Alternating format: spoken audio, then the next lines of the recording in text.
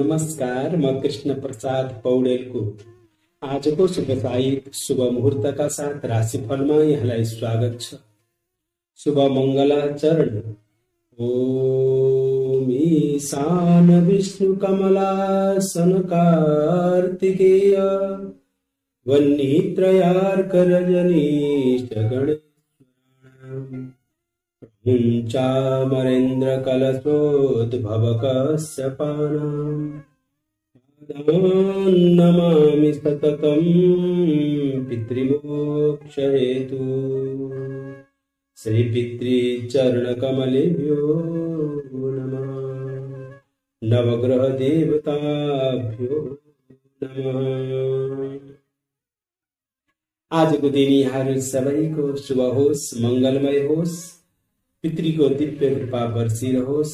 आज मिति 2077 साल भदौ महिना 30 गते मंगलबार, तदनुसार सेप्टेम्बर 15 तारिक सन् 2020 नेपाल सम्म 1140 यलागा सूर्य दक्षिणायन वर्षा ऋतु प्रमादी नाम संवत्सर शुद्ध आश्विन कृष्ण पक्षको आज त्रयोदशी तिथि।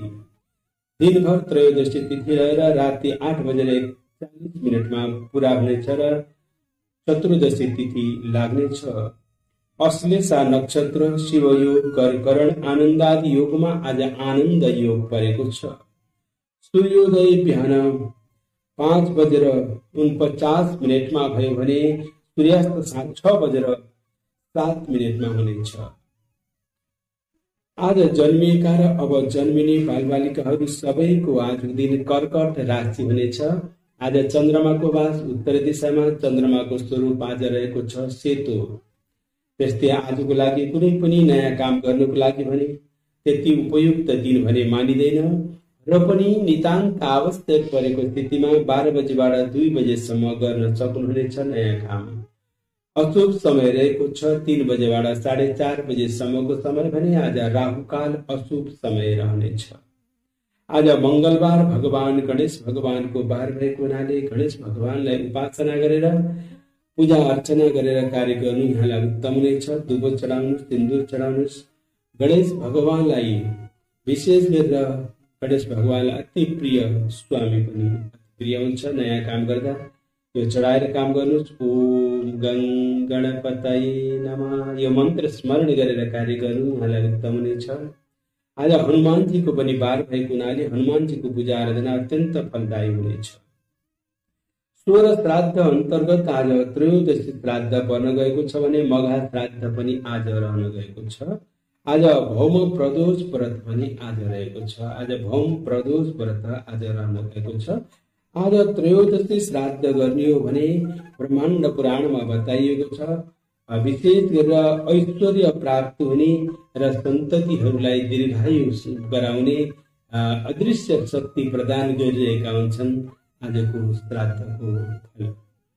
त्यस्तै आजको लागि विशेष गरेर नयाँ काम गर्दा सक्खर खाएर काम गर्नु राम्रो हुनेछ।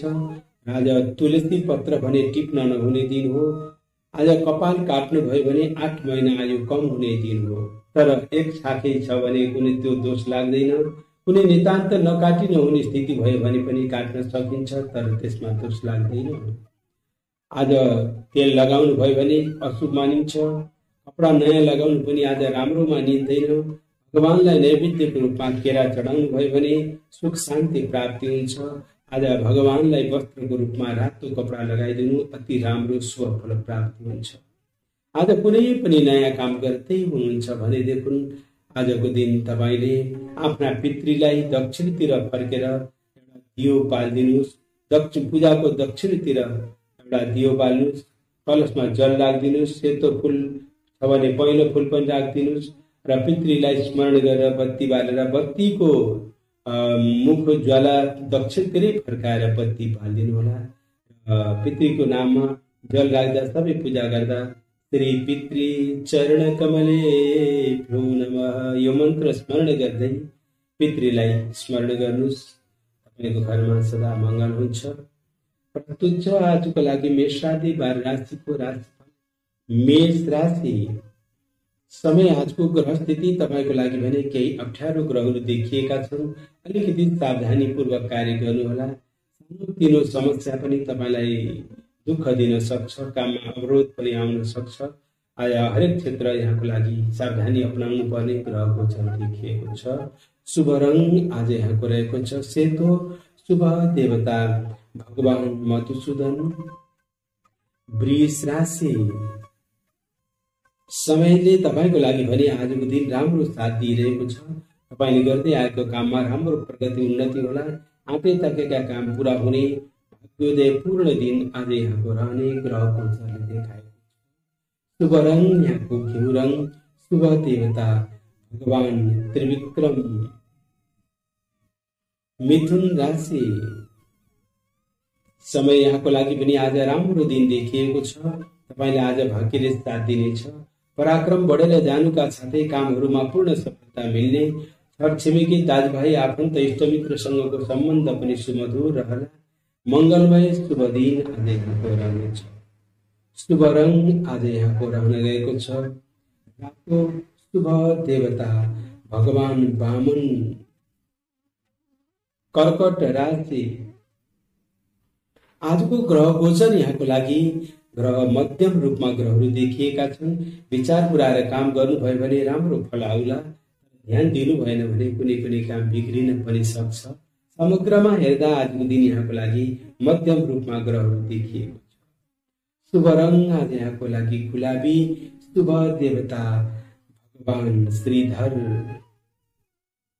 सिंह राशि समय आजको ग्रह स्थिति तपाईको लागि भने अलिकति अप्ठ्यारो ग्रहहरू देखिएको छ।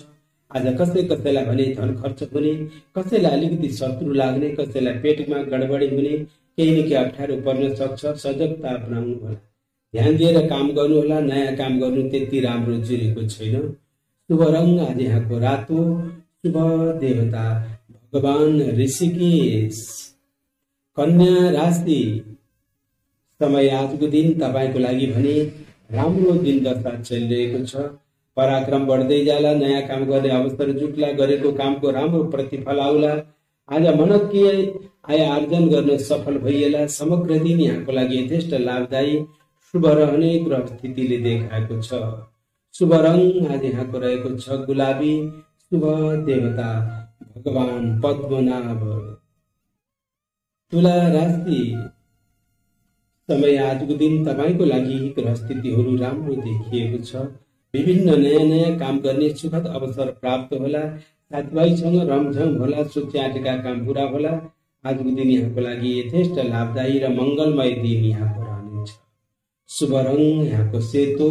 शुभ देवता भगवान दामोदर। वृश्चिक राशि समय आजका ग्रह गोचर यहाँको लागि मध्यम रूपमा ग्रहहरू सञ्चार भइरहेका छन् र कुनै कुनै काममा अलिकति अप्ठ्यारो पर्न सक्छ र पनि विचार पुऱ्याएर काम गर्नु यहाँलाई राम्रो हुनेछ। धैर्यतापूर्वक गरेका कार्यहरू मात्रै तपाईको सफल हुने आजको ग्रह गोचरले देखाएको छ। शुभ रङ यहाँको आज हल्का पहेँलो। शुभ देवता भगवान केशव। धनु राशि समय आजका ग्रह गोचर 7.5 शनि छ। शनि ग्रहले गर्दा झुट्टा आरोप आउन वेग लाग्दैन। कसैलाई भने धन खर्च हुने, कसैलाई चुटपटको भएछ। सावधानी अपनाएर काम गर्नुहोला। आजको दिन त्यति भरपर्दो होइन। ध्यान दिएर ठुला बडाको आशीर्वाद लिएर कार्य गर्नु यहाँलाई उत्तम हुनेछ। शुभ रङ यहाँको आज गुलाबी। शुभ देवता भगवान नारायण। मकर राशि समय आजको दिन यथेष्ट लाभदायी दिन हो। आज भने यस्तो दिन देखिएको छ। तपाईले आज राम्रो काम गर्दै जानुहुनेछ र गरेको कामको प्रतिफल राम्रो आउनेछ। समग्रमा आजको दिन तपाईलाई भने जस्तो होला। दैनिक काम कारोबार सफल हुने शुभ दिन यहाँ। शुभ रङ यहाँको रातो। शुभ देवता भगवान माधव। कुम्भ राशि आजको ग्रह गोचर यहाँको लागि राम्रो दिन हो। तपाईँलाई आज भाग्यले साथ दिनेछ। मिठो मिठो भोजनको अवसर पनि जुट्ला। कुनै शुभ कार्यमा शरीक हुने दिन देखिएको छ। आजको दिन भने जस्तो मङ्गलमय व्यतीत हुनेछ। शुभ रङ आज यहाँको लागि खैरो, शुभ देवता भगवान गोविन्द। मीन राशि, समय ग्रह गोचर यहाँको लागि आज मध्यम रूपमा ग्रहहरू देखिएका छन्। सावधानीपूर्वक कार्य गर्नुभयो भने राम्रो प्रतिफल आउला। आजको ग्रह गोचर यहाँको लागि मध्यम छ। जति मेहनत गर्नुहुन्छ त्यति लाभ प्राप्त हुने ग्रह गोचर देखिएको छ। शुभ रङ आज यहाँको लागि रहेको छ पहेँलो, शुभ देवता भगवान विष्णु। अवस्था प्रिय दर्शकवृन्द, आजको दिन यहाँहरू सबैको सुखद बनोस्, मंगलमय होस्। यहाँको घरमा सदैव लक्ष्मीले वास गरून्। आजको विशेषमा प्रिय दर्शकवृन्द, आज म यहाँहरूलाई विशेष जानकारी लिएर आएको छु। अब असोज 2 गतेबाट मलमास लाग्दैछ। यो मलमासमा के अपनाउने यस बारेमा म यहाँहरूलाई विशेष जानकारी दिएको छु। प्रिय दर्शकवृन्द, यो मलमास महिना आउँदैछ। अब यो मलमासमा विशेष गरेर कोही नवविवाहिता हुनुहुन्छ, कोही महिला भनेदेखि ती महिलाको लागि विशेष गरेर यो मलमास लागेको बेलामा पतिको घरमा बस्नु हुँदैन, श्रीमानको घरमा बस्नु हुँदैन र मलमास बार्नको लागि माइत जानु। अब यो संक्रान्तिको दिनमै माइत जानु, मलमासमा माइत बस्नु हुँदैन। तपाईले बिहा गरेर पहिलो पटक यो मलमास आएको छ भने, अर्थात् तपाईले अहिले 2.5 वर्ष पहिला बिहा गर्नु भएको छ भने, बिहा गरेको 1 वर्ष 2 वर्ष 2.5 वर्ष भएको छ भने तपाई यो मलमास बार्नुपर्छ। तर तपाईको विवाह भएको 4-5 वर्ष भइसक्यो, धेरै वर्ष भइसकेका छन् भने मलमास बारिराख्नु पर्दैन। तर पहिलो मलमास परेको छ विवाहपछि भने अवश्य नै यो मलमास बार्नु होला, किनकि मलमासमा घरमा रहनु हुँदैन। अर्थात् यो मलमास बार्नु पर्छ भनेको तात्पर्य के हो त भन्दा, यो मलमासमा घरमा रहँदाखेरि कथम कदाचित यदि सन्तान गर्भ रहन गयो भने त्यो सन्तानलाई विशेष अशुभ मानिन्छ। त्यो सन्तानलाई मलको रूपमा मानिन्छ, अशुद्ध मानिन्छ, घरमा अशुभ हुने शास्त्रमा उल्लेख गरेको हुनाले मलमासमा पतिको घरमा नरहनु भनेको हो यसको तात्पर्य। र अर्थात् यदि तपाईको श्रीमान विदेशमा हुनुहुन्छ अथवा तपाईँ घरमा एक्लै बसिरहनु भएको छ, श्रीमान हुनुहुन्न बाहिर जानुभएको छ भनेदेखि घरमा बस्नु कुनै त्यस्तो मानिँदैन। मात्रै तात्पर्य के भने श्रीमानसँग बस्नु हुँदैन, सन्तान नजन्मिउन् भन्नुको यसको तात्पर्य हो। तेसाम अभावे भवेत् भनेको छ शास्त्रमा। अर्थात् श्रीमान छैनन् भनेदेखि बस्नु कुनै आपत्ति छैन भनिएको छ।